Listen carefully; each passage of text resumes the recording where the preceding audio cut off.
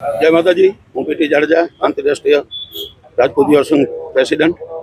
आज रोज अमे समाजना आगेवानो अने युवान आगेवानो एटला ज मळ्या छीए अने ताजेतरमां टिप्पणी विषे जाण्युं हशे के संसदनी अंदर सपाना एक सांसदे जे टिप्पणी राणा सांगे विषे करी एने इतिहासनुं ज्ञान नथी अने जो ज्ञान होय तो ए आवी टिप्पणी करे नहीं।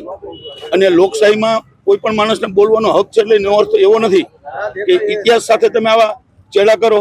बराबर है। लोकशाही में कायदाનું ઓલું કરાવવું પડે કે લોકશાહીની અંદર બોલવાની પણ મર્યાદા હોય છે, એમાંય પણ ગુનો બને છે। બરાબર છે। ભારત સરકારમાં અમે રજૂ કરશું અને રજૂઆત કરશું કે ભાઈ કાયદો બનાવો, કોઈ પણ સમાજ વિશે ટિપ્પણી કરવી, કોઈ ઇતિહાસ વિશે ટિપ્પણી કરવી। અરે આ ઇતિહાસ રાણા સાંગાની તમને ખબર શું છે? તમે તો કાળવરે ભગવાન રામ વિશે કરશો, કૃષ્ણ વિશે કરશો। બરાબર છે। અરે ઇતિહાસમાં તો રામ અને કૃષ્ણ જેવા હજારો ભગવાન, હજારો રાજાઓ, બરાબર છે, એ ઇતિહાસમાં બધા ક્ષત્રિયો અને રાજપૂતો રાજાઓ છે। ઇતિહાસ તમારા કોઈના છે નહીં, એટલે ઇતિહાસ સાથે તમારે આવા ચેડા કરવાના અને આવું સાંસદમાં આ નિવેદન કરવાની જરૂર છે।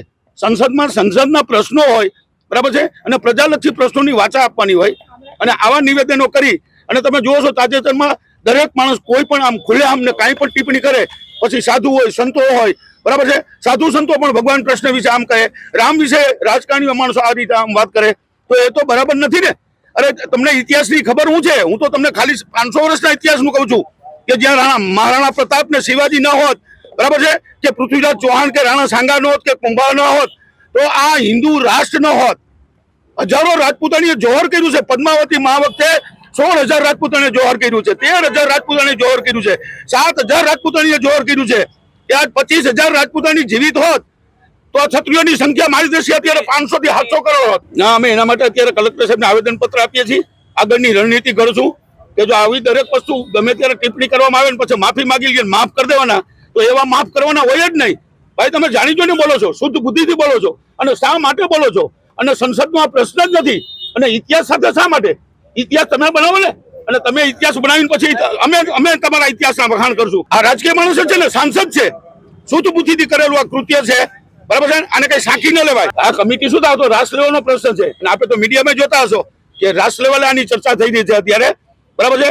समग्र राष्ट्रनी अंदर, भारतनी अंदर, बराबर है, राजपूतोमां रोष छे, अन्य समाज पण कहे छे के आवी टिप्पणीओ करे शा माटे? एम आना माटे कायदो बनावવો જોઈએ, પણ ऐतिहासिक टिप्पणी नहीं, कोई पण जातनी टिप्पणी करवा माटे माणसने लोकशाहीमां एवो बोलवानो अधिकार ज नथी।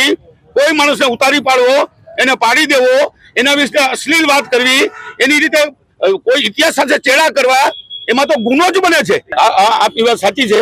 अत्यारे मैं दरेक जिल्ला लेवल आवेदन पत्र कलेक्टर साहेबने आप्युं छे। जामनगर, राजकोट, गईकाले परम दिवसे सुरेन्द्रनगर दरेक जिल्लामां अपाई गयुं छे।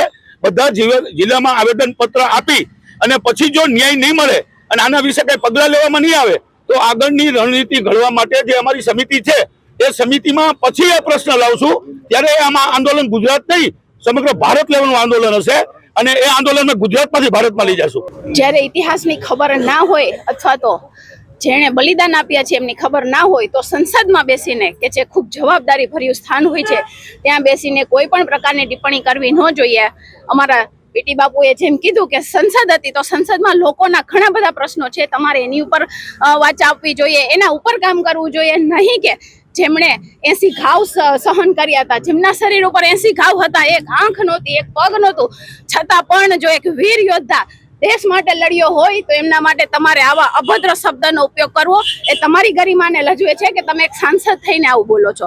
પણ મને એવું લાગે છે કે જેમ રાજકીય પક્ષો અવારનવાર પોતાના મતલબ માટે, એટલે કે મને એવું લાગે છે કે ભાજપનું કામ કરતા હોય સંસદમાં બેસીને પણ સપાના નેતા કે અત્યારે હવે મુદ્દો પૂરો થઈ ગયો છે હિન્દુ મુસ્લિમને, તો ક્યાંક ને ક્યાંક એમને નુકસાન થઈ રહ્યું હોય એવું લાગી રહ્યું છે।